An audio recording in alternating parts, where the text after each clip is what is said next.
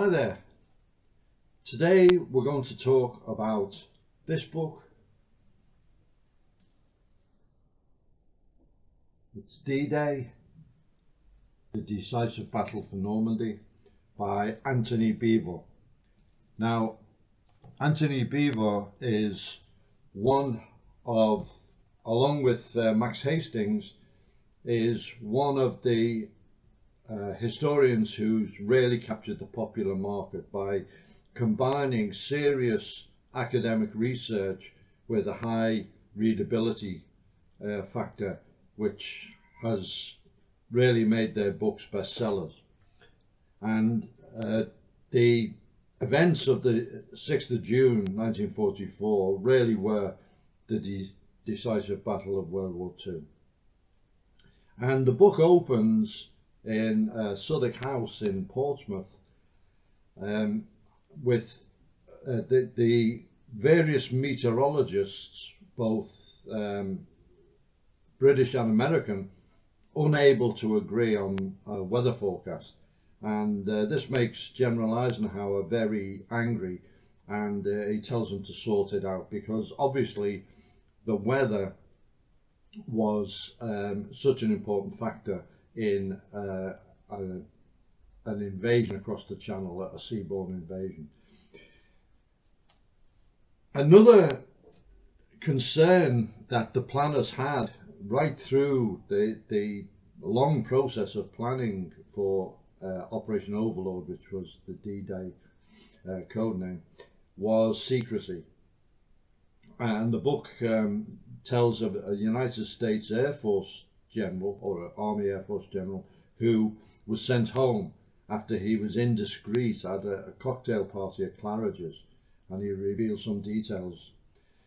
So obviously there was a massive deception operation, which the book does discuss, and it's been well documented since, Operation Fortitude, which was to convince the Germans that the invasion was going to take place across the Pas de Calais rather than Normandy.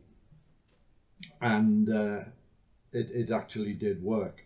The Germans didn't deploy their full forces to Normandy for quite a long time after, and so the deception plan worked.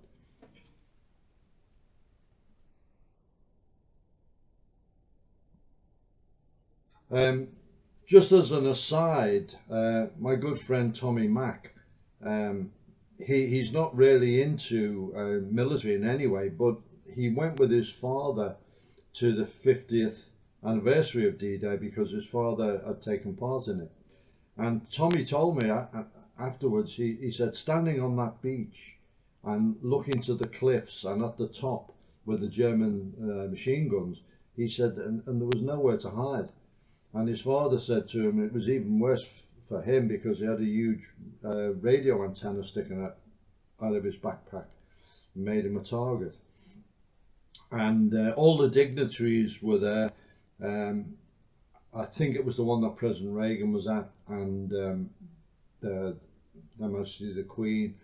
And as the dignitaries arrived, the crowd surged forward to get a better view.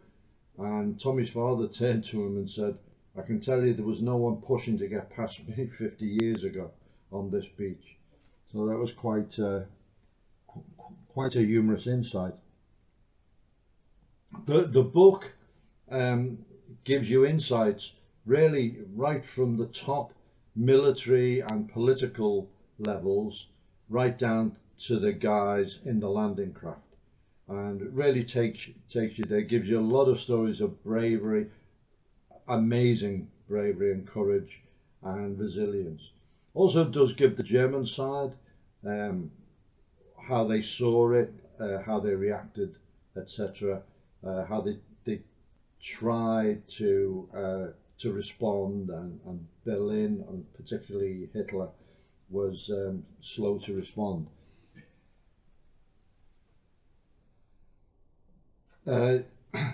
D-Day featured some very innovative engineering feats, and the book discusses them as well. Things like Pluto, pipeline under the ocean, Mulberry, the harbour that was created, and some of those artifacts are still there.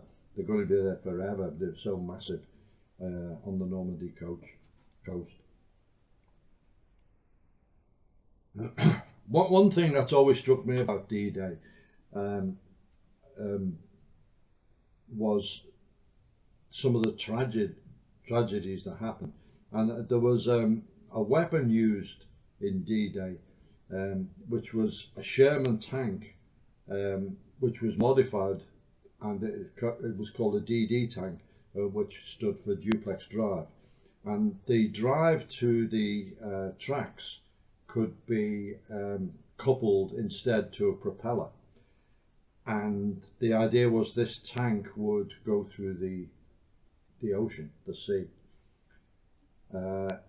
Now, in order to keep it more or less waterproof, more or less, large canvas screens were erected around it, and then it was launched into the sea, into the channel. And as you might expect, there were problems with this. And in just on one beach, on Omaha Beach, I think it was 27 tanks actually sank because they launched them from 3 miles out. The US Navy didn't want to get too close to the beach, and they launched the tanks from 3 miles out. Now, they were only meant to be used in shallow water with no real waves, and they perished with all hands. That was just one little drop of the tragic loss of life on D-Day, which did contribute to the ultimate victory, but I think you could foresee that that was never going to really be viable as a weapon. So the book, it's really authoritative. It's quite hefty, as you can see, and the research is impeccable, and it's very insightful, and it's written in a very easy to understand way. And I was absolutely, I read it quite a while ago, and I've been rereading it for this, but I was absolutely gripped by it.